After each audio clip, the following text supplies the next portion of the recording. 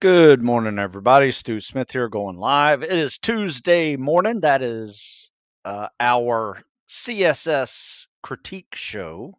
And I'm going to jump right into it because yesterday I led in with the difference between elementary side stroke and side stroke, or the combat swimmer stroke, and why people get them confused. What I want to do today is show you some good and bad versions of that, and watching someone who thinks they're doing the CSS actually learn the CSS. So let's jump right into sharing some videos, and you guys can ask questions here at any time, and I'll go back through and read them. Let me see here. All right, so here's our first video, and this is from a guy who thinks he's doing the CSS, and I want you guys to tell me what you guys think. All right, so kicks off the wall. Woo, that's loud.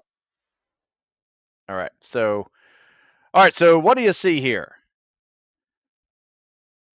All right, so if you're going to do the elementary side stroke, as I recall, you remember you do the bottom arm first, top arm is kind of like a half stroke and a kick at the same time. So, and then you get into this glide position, lead arm, trail arm, glide. So he's there, but just watch. So bottom arm, top arm kick. Where's he breathing? If you notice, he's breathing like usually the way I try to do it is breathe while I'm here and not have such a delay in the bottom arm pull. So it's a little bit wonky, right there, and you're going to see that he brings this same breathing method into the CSS. As you can see, he's like in the glide position, holding that glide position, kind of like it's not really top arm, and you're supposed to kick with the top arm pull. You can see it's just a mess. So what I had him do was, let's see what. Damn, get this volume down. So what I had him do was, let me go back here. Why can't I get this a little taller? All right. So what I had him do was do freestyle. And I wanted him to show me how he would breathe freestyle, because he wasn't breathing right with the elementary side stroke, wasn't breathing right with the CSS. But if you notice, whenever you pull this top arm here, like right here, right? So when you pull this top arm, it is pulling your face out of the water at the same time. And that's when you start inhaling. Now, in the CSS, you're pulling that bottom arm to meet your top arm and kick and recover together. Freestyle, the first 25% of that turn to breathe side is exactly the same as the CSS. So watch how we practice this a little bit. Turn to breathe, pull and turn, pull and turn, pull and turn. All right, so it's just freestyle, nothing fancy, and not necessarily a great freestyle, but it's going to get better. So let me pull this off. All right, I got to find the other video. All right, here we go. Where'd I go with it? All right, maybe this is it. All right, here we go.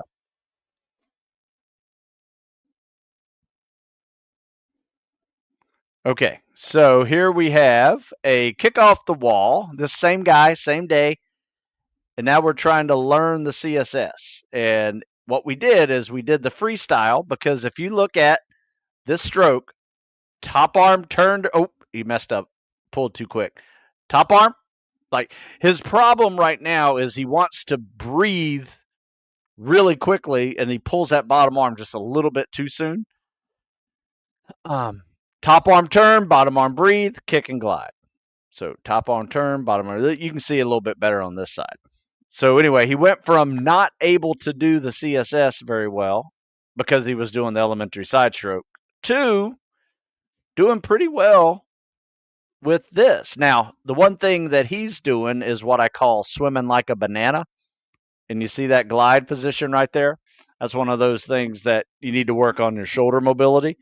Get those shoulders back here versus out here. Because if you're swimming like this, especially in open water, it doesn't take long for you to do a full 360 if you're not paying attention. Top arm, bottom arm, kick. He's actually doing pretty good. And here's the thing that what this showed me is he actually has a good kick. So now the timing is right. And we're going to put it all together. And he produced a 50-second 50 right there. And his current time, which was remarkable, doing what you saw first, that beat up side stroke, was a 9:20. So he's already learned the CSS today or yesterday. And in the same day, he got his pace down to an 8-minute, 8:20 pace using the CSS. So I'm a big fan of people learning the CSS over the elementary side stroke for a couple of reasons. One, it's an easier stroke to be efficient with, especially if you kick less with all these extra flutter kicks, like one kick per stroke, and glide longer. That defines what efficiency is. Like if you're getting across the pool with a lot of flutter kicks and a lot of strokes, not very efficient. And it makes you tired. That's one reason why we like to add in freestyle. A lot of people who are non-swimmers get really winded when they do freestyle because it's a lot of kicking, it's a lot of arm pulling, not a lot of gliding, and it's a good way to get into swimming shape and then try to catch your breath with that CSS. And that's what the 50-50 swim workout's all about if you need to get into swimming shape. 50 free hard, 50 CSS easy, try to catch your breath with it. Efficient though. And eventually, as you get better, your rest becomes less. My advice is try to limit your rest time to 2 to 3 breaths every time you do it. And that's going to make you winded, but it's going to get you in better swimming shape. All right, let's see what else we got here. I'm going to show. Okay, that's his first one. That was his first one that I showed you. Let's see what else we got here.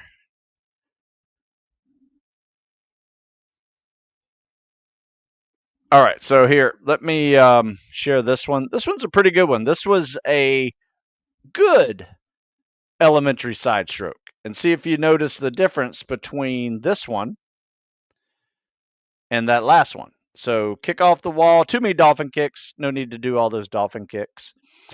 Top arm, glides, kick, and he kind of kicks and pulls that top arm at the same time and glides in that lead arm, trail arm position. And then kick and glide, right? So it's actually not bad. You know, he's one of those guys that I would say, elementary side strokes doing you okay. Now, he is a tall athlete, non-swimming athlete. So maybe he can get away with it a little bit better with these big kicks and that big long arm pulling him across the pool. And then here's his version of the CSS, which we fixed up. And he was actually a little bit faster with the CSS. It's awkward to him. And here's where he's going a little bit off with his, he needs to roll over on his belly a little more. Not maybe all the way on his belly, but underwater, get that shoulder underwater a little bit. Because if you notice, that top arm's just grabbing a lot of water. Like you'll see it here in a second. He just pulls a lot of water with that top, or sorry, a lot of air with his arm because it's skimming the surface. And it could be a little bit more efficient if he, one, doesn't lead with his elbow. See how he leads with his elbow here. Here, I'll back it up. So this, he needs to work on his freestyle catch in order to make this better. See how that elbow is leading? He's grabbing a lot of air and water too, but he's mixing it a little bit, and it could be a little more effective. See how it kind of leads with the elbow there? What he wants to do is try to get that hand below his elbow, grab more water with it. That's a better freestyle catch. So once again, that top pull and turn to breathe is a freestyle movement. Freestyle turn and breathe. You can add that. If you're having a hard time with the breathing timing, mix in a few freestyle sets and you'll understand what it means. It helps you avoid popping up with every stroke, because when you do freestyle, you turn to breathe, half your face is in the water, and it's just a little smoother. So there you go. Let's see what else we got over here. I think I have a few more to show. No, let me see here. See what else I have. Thought I had more. All right. So here is one. Let me just share this one. This is another elementary side stroke, I think. Just looking at it, I think it was. Let's see what we got here. So top arm, bottom arm, kick. Oh, I take that back. This is not elementary side stroke. This is the CSS. Top arm. There you go. I like this. I think this is the same guy. Could be wrong. Could be. Yeah, I think it's the same guy and he's rolling over. Nope, different guy. I got a whole bunch of guys I'm working with swimming. What I like about this guy is notice his posture. Like he is swimming straight as an arrow when he gets in that streamlined position, whereas the other guy that was kept swimming left. So he's got good posture, top arm, bottom arm, kick. Yeah, I don't have any problem with that one. This one looks pretty good. Top arm, bottom arm, kick, 1 Mississippi, 2 Mississippi, pull. I think he could grab a little more water with that top arm. He's working it. I think he just bends. For some reason he bends his fingers like this when he's swimming. Just need to keep the hands tight. All right, but those are minor critiques. So anyway, that's the CSS and the elementary side stroke in there. You guys got any questions? You guys can send them. Happy to answer them if you got them. If you don't have any questions, you can definitely go to stewsmithfitness.com, look in the articles section. Tons of articles in there about pretty much every topic that has to do with performance and physical performance, mental performance. It's all related. There's mental toughness articles. There's PST articles, running articles, swimming articles, workout articles, workout systems articles, split routines. So many different things in there, and you should check it out. Rucking articles, stewsmithfitness.com in the blog section or the article section. Tons of information in there. You can also Google it, ask a question, and put my name in it. You might be able to help it. Might be able to find something on that topic. Might be able to help you. All right. Finally getting off graveyard shift soon. I'm super excited to get back in the pool. Yeah, I tell you what, man, night shifts will mess up your training, not only because you're staying up all night and it messes up your whole rhythm. But yeah, things are just closed a lot of times, and you're sleeping, whatever your end of the day, trying to get ready for work, maybe get a workout in, and maybe the pools aren't available. So, yeah, I understand. Do what you can when you can. Something I always did when we worked nights was I would get a really good workout in right before I had to go on shift. So about an hour before the shift, I would get an hour, maybe a little bit or more, a little bit earlier, hour and a half, and just be pumped, ready to go, work that night shift, no, regardless of what we were doing, because it just kept me up so much longer. I didn't feel like I needed to caffeinate up at midnight. I was kind of still wired from it. Maybe had some caffeine middle of the day, had some food that fueled me. And then when the morning came, I was ready to go to sleep. I didn't feel like I had to go work out because I already did.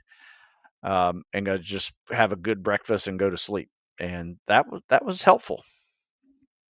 That was a helpful way to go through those night shifts. I have great lift sessions and sometimes run sessions, but the pool hasn't been available before work. Yep, understand. Those are great. Those will keep you up. Do you keep your fingers together or spaced apart during the CSS? Something I do? I relax my hand.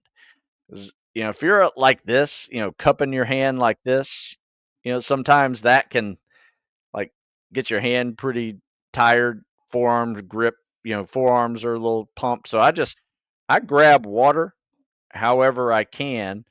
Sometimes I wouldn't say I spread my fingers apart. I just relax them and grab water that way. For me, it helps. There's some debate on both. Some people say do this. Some people say relax. You can look up the reasons why they would say that.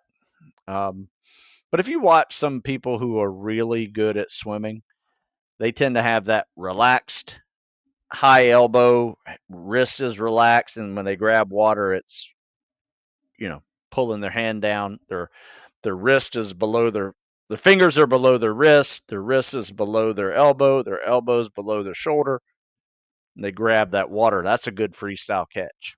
So watch some freestyle catch videos, and that should show you how the hand placement looks. Where you don't want to go is like this. Like the guy that I was watching was doing, like had his fingers like that. So just relax the hands and pull.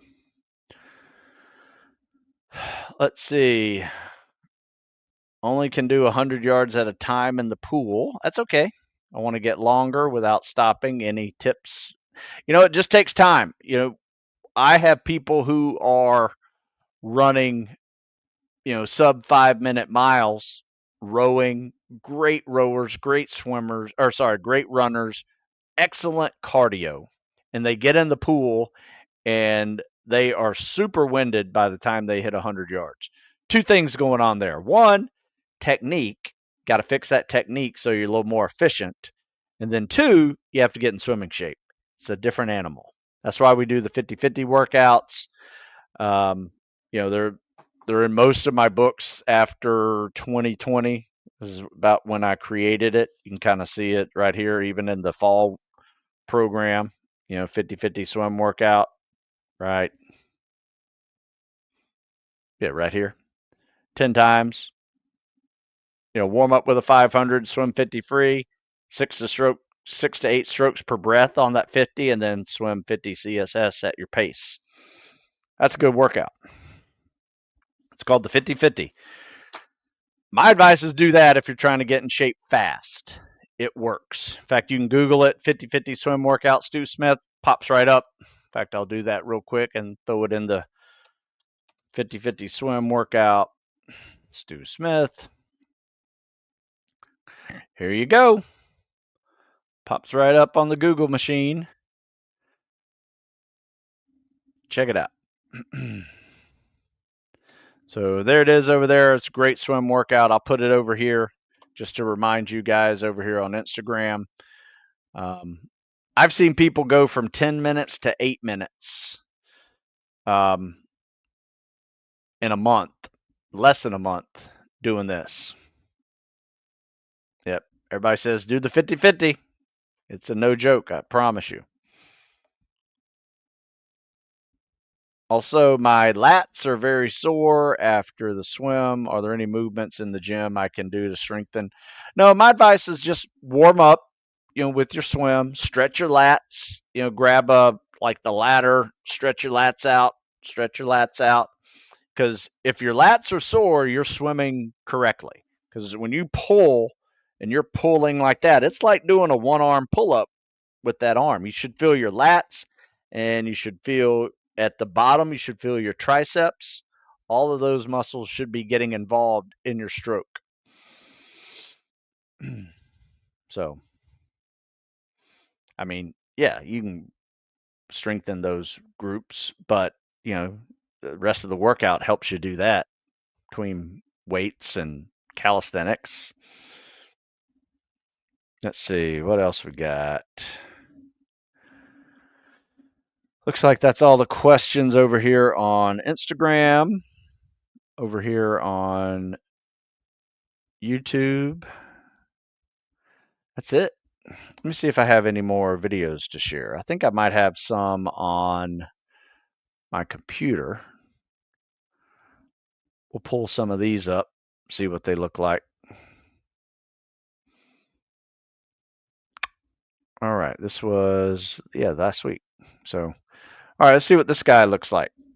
I will show you guys this one. Let me share my screen. Share screen, window, boom. All right. You guys good? You guys see this? All right, here we go. I can't remember what this one's about, but it's got a good streamline off the wall. I like that. See, he looks like he's about to go into a double arm pull, but he's a little too close to the surface. He's probably going to broach and just slow all of his. Yep, look at that. When you do that, you might as well just skip it because you just stopped in the water when you do that. It's not helping you at all. So you're a great candidate for taking out the pull out. Don't pull out. Just kick off the wall, turn and pull for your first breath. You get an extra breath out of it and you don't stop in the middle of the pool like that. All right, so top arm, bottom arm, kick. You got the glide. I like that. That looks good. Kind of pop your head up a little too much right there. No need to do that. Your head should be in the water. That bottom ear should be underwater. Just like you turn to breathe with freestyle, that water comes right under your mouth. Take a big inhale right there. There's no need for you to pop yourself up like that. This isn't a side breaststroke. This is really a freestyle turn to breathe, not a breaststroke type of breath. So top arm, bottom arm, kick. Not bad. Top arm, bottom arm. Got a little double kick in there. You see that double kick? You kick twice per stroke. You don't want to do that. Like you kick after. Yeah, take that breaststroke pull out. Top arm, bottom arm, kick. See, there's no double kick there. Oh, there it was. After that top arm, see that top arm? You got a little kick, and then you got to kick again with the bottom arm. Boop. Hold the glide, but that's good. Yeah, just take out that second kick. You don't need it. That kick right there. While you're inhaling, you don't need to kick. Now, here's the reason why I think you need to second kick is because so much of your body is out of the water right now, and that's when you do that second kick. When your body is out of the water, you're like struggling to stay up top, so you throw an extra kick in there. Take that second kick out whenever you're trying to breathe. Top arm, bottom arm, kick. Hold the glide. Top arm kick, bottom arm, don't do that. That's good. Notice this kick. That's good. Notice that kick right there. That doesn't need to be there. So yeah, take out the double kick. You're not consistent with it, but it's bad enough to where you don't need it. How would you describe your MARSOC ANS prep plan? Well, I would describe it as a mix between SEAL training and Ranger training or SF training, because you're going to be doing a lot more running, rucking, swimming. There's calisthenics in there as well. That's what it is. And if there's a specific fitness test, which there is, it addresses that specific test to get into the training, be competitive, to get into the training, whether that's MARSOC or recon. They're similar, but a little bit different. But it works. It works really well. Can't tell you how many people have done it and are doing it, and send me pictures of their recon BRC graduations. Do you have a good snack, small meal recommendation before you hit one of the workouts that will last 1 to 2 hours? Sweating a lot. Yeah, like this morning, we did it was almost 2 hours, hour and 45 minutes. I had a big glass of water, had a little bit of decaf tea with a little bit of sugar in it. And then I had a banana, and I took with me a bottle of water with some electrolytes in it because I knew it was going to be um, sweaty. So took a couple bottle of waters with me, some electrolytes, and drank that. It's a electrolyte with sugar too, so that's helpful, especially when you're starting to bonk. Some people say, "Why do you have so much sugar in your electrolytes?" Because at the end of an hour, hour and a half workout, you need blood sugar, right? Because you're bonking, you're running low. So that's what we do. Highly recommend that. It's a small snack, and then when I get back, I eat a bigger breakfast that has eggs and either boiled eggs or scrambled eggs. Um, Usually have some piece of meat with it as well, like chicken or leftover steak from the night before, and then some veggies usually. Another piece of fruit just to top me off. I usually eat half an apple, Greek yogurt, and some almonds before my runs. Yeah, I like Greek yogurt. Some days I'll do a banana and Greek yogurt before my runs as well.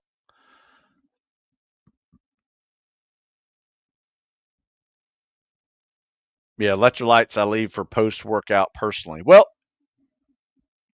here's when you want them during your workout. When you sweat so much that you are now looks like you peed your pants and your shoes are starting to squish. That didn't happen to me today, but it was close. I definitely looked like I fully sweat, upper body, pants were wet, but I didn't have any water in my shoes. But my feet, when I took my socks off, I did have some. It just wasn't to a level of where I was squishy, um, full of sweat like that. So when you're sweating profusely, you definitely want electrolytes during. Highly recommend that. But um, if you're not sweating much, you don't need those electrolytes as bad. Let's see what else we got. Comments over here. I don't see any comments over here on YouTube. Anybody else over here on Instagram?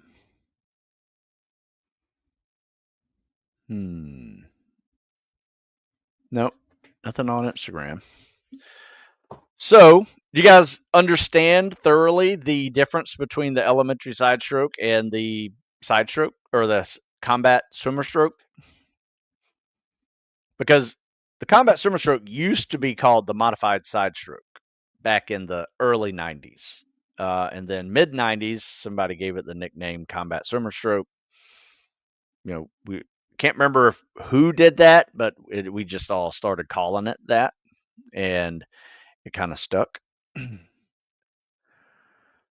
I have teenagers. How to get them under a 1 minute freestyle? 1 minute freestyle what? 50? 100? I don't know. I'm not a competitive swimmer, so that's not my world. I teach non-swimming athletes how to swim spec ops level swimming, which by the way is nowhere near competitive high school swimming. I would say if you were to compare spec ops swimmers to competitive swimmers, I would say most spec ops swimmers can hang with like 10 or 11-year-old competitive swimmers because we swim right next to them. Sometimes they are in the pool with us, and we're getting lapped by these kids. I mean, they're swimming freestyle. We're swimming the CSS. It's natural, but I really don't know like I don't have experience with people trying to get faster at swimming competitively, right? I have experience with teaching non-swimming athletes how to swim uh, competently. Does that make sense? But here's what I would do. I had buddies that were sprinters, and I would get them in the weight room. Make sure you're doing squats, lunges, um, jumps, because that start is critical to your ability to swim fast, and that drive the momentum. And then, hard kicking, hard freestyling, get in shape to like sprint 100 meters. That takes a little bit of time. Might start off with a whole bunch of 50s and a flip turn, and then turn it into a 75, and then a bunch of hundreds, and just get really good at it. Get good shape of that. So that's a fun thing. But remember, 100-yard sprint in swimming in under a minute is a power exercise. So make sure those legs have power and those arms are able to pull with power, and you'll be faster. It's a good question, though. What kind of rucking do they do at Buds now, and in what phase? Yeah, they um, used to do rucking in first phase. They took that out probably in the last 3 or 4 years, and now you'll have some load bearing with uh, twin 80s on your back, which is sufficient backpack level before you in dive school. So you'll be carrying those around significantly. And then you'll do a lot of rucking in third phase, like your obstacle, or sorry, not your obstacle, your navigational courses are done with rucks. You'll do rucking period, just from A to B with your weapon and everything. And you'll get some time under the ruck. Significant. Now, do you need to really train for it? Mm, I don't know. By the time you're in third phase, there's not a whole lot that can hurt you anymore. You've kind of proven yourself to be able to do it. Like, for instance, there's a 15-mile run in third phase. Never trained for a 15-mile run before. We just did it. Same for the rucking. I never really did a lot of rucking prior to Buds. We just did it in third phase. But I will say this, rucking will help you with the load bearing activities of boats and logs. So I would recommend putting on a ruck and running in soft sand if you have it. If you don't have soft sand, do hills. If you don't have hills, do bleachers. Bleachers are tough to get to. Do a stair stepper machine with a weight vest on or a backpack. That's a good way to train your legs for load bearing activities at Buds. Let's see. I always hear. Um, let's see. I have an opportunity to take a scuba class before putting in a package. Would that be ideal? I like it. I would say do a scuba class. I did. I was scuba diving since I was like 13, 14 years old. Highly recommend it. It's fun too. Always hear that selection pipelines are 80% mental, 20% physical. Hmm. Are there any mental exercises or things you can do to strengthen and prepare your mind? Yes. In fact, the never quit mindset. Thanks for asking. Um, this is a mental and physical toughness toolkit, right? This is an action plan that at the end of every chapter, it tells you what you need to do, right? In fact, we talk about how the brain and body work together, talk about survival situations, why we are ingrained with a certain level of mental and physical toughness, just given the fact that we are the species of human that we are. But there's another type of toughness that it has to be developed. And that's what this is talking about. It talks about both. You got to find comfort being uncomfortable. You got to find the fuel when the tank is empty. These are chapter titles, by the way. Failing, working harder, never quitting, fear of failure. Got to get over that. Setting lofty goals that take multi years to to accomplish, staying consistent, focused, complete them. How do you know when you're ready? Focus on weaknesses, maintain strengths, build confidence, day at a time. Stress mitigation, nutrition, breathing, relaxing, sleep equals resilience. You're bending but not breaking. You got to learn how to mitigate stress. Otherwise, it will wreck you mentally. Manage doubt. How do you do that? In fact, I wrote an article about it the other day, managing doubt. And then build habits through consistency. Consistency wins with the never quit mindset. That's how you do it right there. So 80% mental means really the mental ability to not quit, if that makes any sense at all. And that is just a level of toughness and certainty in your abilities and confidence,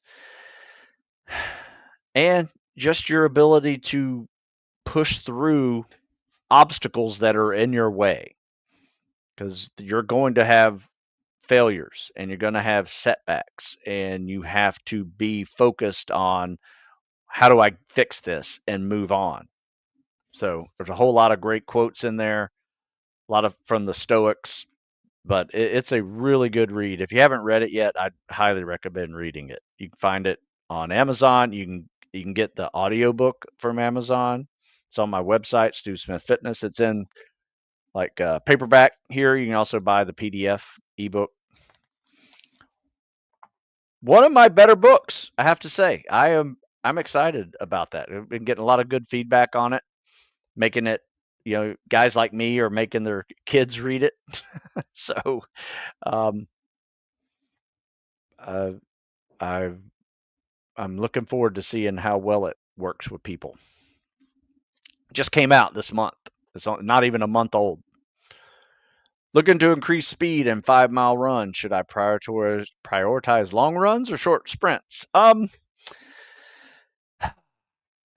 You need a sprint day, but that's not going to necessarily help you with 5 mile timed runs. It'll make your legs move faster, which I think is a great workout. You need to work on faster running days. So if you're at a 40-minute 5 mile run and you want a 35-minute 5 mile run, you need to go from an 8-minute mile pace to a 7-minute mile pace and learn how to do that. So that means you're doing 400s at a minute 45, you're doing 800s at 3:30, you're doing miles at 7 minutes, you're doing 2 miles in 14 minutes, 3 miles in 21 minutes. You master the pace.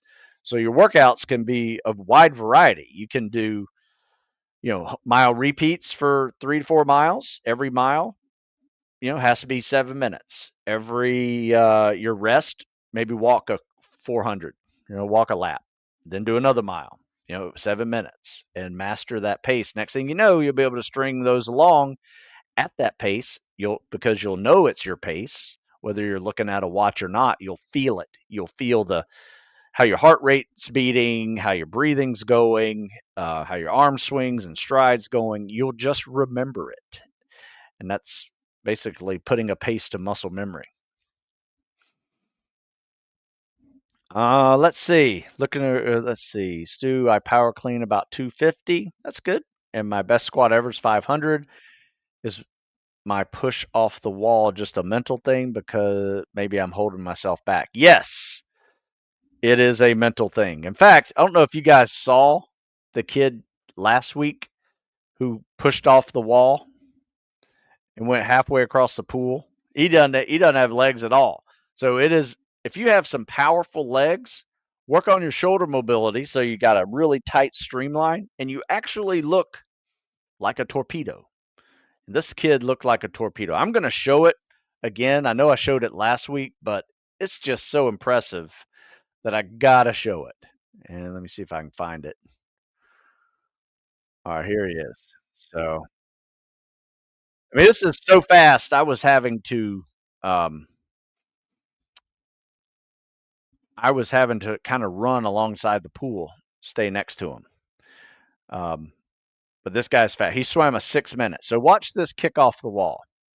Okay, we'll start here. So he kicks off the wall, and I mean that's like shark level. Looks like a barracuda. Top arm, bottom arm, kick, holds that glide. And this, this sequence right here, this looks slow. I mean, it doesn't look like he's going super fast because he's, most people think you got to like beat up the water to go fast, but look at it. Kicks off the wall, double arm pulls, comes up halfway across the pool. Boom, holds that glide. 1 Mississippi, 2 Mississippi, pull. Damn. And that's fast. So this is just so you know, this is a 40-second 50. And so he does a 60-second 75. And he held this pace for the whole 500. And he got himself a 609. Very impressed by this young man. And he did well on the other elements of the PST. He needs to get a little better on the other elements, but swimming is not a problem for him. And if you are trying to get better at swimming, strong legs is a great one off the wall. It's an even better one for swimming with fins. Like you may even catch up to him when he puts on a big pair of rocket fins. If you have big 500-pound squat legs, you may be able to push through the water a little bit faster, as long as you have a decent streamline. I've seen a lot of people barely pass a PST, and then those big legs put on, like football players, rugby players, they put on a pair of fins, top 10% of the class every day. So, and the good news is at Buds, 99% of your swims are going to be with fins. No one cares about your 500-yard swim anymore. So his 609 is great, but no one cares after prep. Looking to go SF, what's better to prepare, the book or your daily trainer? Either one. I mean, the book's a little more specifically geared towards that. My daily program that people sign up for to join the member side of the website, it's everything. Like there's going to be swimming in that one, and you might have to replace a swim with a ruck. If you're going Army SF. So there may be the SF book is specifically designed for that. But if you have a lot of time and you want to like become well-rounded, either these seasonal tactical fitness periodization programs, and these are just my weekly workouts that I do with local guys each year. So I usually publish them after the year is done and I've seen the results. Let's see. Meditations by Marcus Aurelius is a great book. I love it as well. In fact, yeah, I recommended that book and Ryan Holiday's book in there as well, because it is just some really good reading, and they've been dealing with all these issues for thousands of years ago, and we haven't really changed that much. And it works. Yeah, that kid is flying. All right, let's see. Got a few more questions over here, and I gotta head out. Malachi ships out next month. Hey, good luck. Ship out 851, 500, 70, 65. I didn't see your pull-ups there. Need to put in your pull-ups. 950 run. Yeah, your run could be a little faster, but now you need to have 4-mile time to run. You need to have 2-mile swim with fins. You know what those times are. Start rucking a little bit on soft sand if you have it. If you don't, find hills. Just get those legs ready for the load bearing that will be logs and boats, because you need it. I have a friend at one of the teams. He said they help you at Bud's Prep with drown proofing and not to worry. I can't float. Well, I think, yeah, but you should start practicing and get comfortable, because you're going to be behind the 8 ball. There are going to be people already practicing drown proofing, and that's not with ropes, by the way. We don't tie ourselves up, but we'll do a drown proof practice. In fact, I'll put a link and I'll show you what we do. Workouts and techniques that safely prepare you for drown proofing. And it's a good little workout you can mix into your day. I highly recommend reading this one if you're thinking about doing anything, waiting until prep. But especially if you're sinking now, I don't think that's wise. You know, not everybody has problems with drown proofing, but some people do. And if you don't know you have a problem with it, then you could be behind the eight ball severely if you don't practice. How do I get a better AFW PT standard? I can pass the pull-up push-ups, underwater swims, but just need help with the 500 swim and the 1.5 run. Well, I do have a program just for that. In fact, you can see it over at stewsmithfitness.com. In fact, check it out. Check it out right here. This is the one that you need to go check out. Where are you? Here you go. So we're going to scroll down a little bit and you will see it right here. See this Air Force Special Warfare workout book? It is legit. It will help you, I promise you, and it will specifically help you crush that PST, but not just the PST. Selection too. There's some selection events in there that you need to start preparing for. It's not just IFT. Any tips on site prevention? Yeah, we did a video on that. In fact, Sipe, Stu Smith.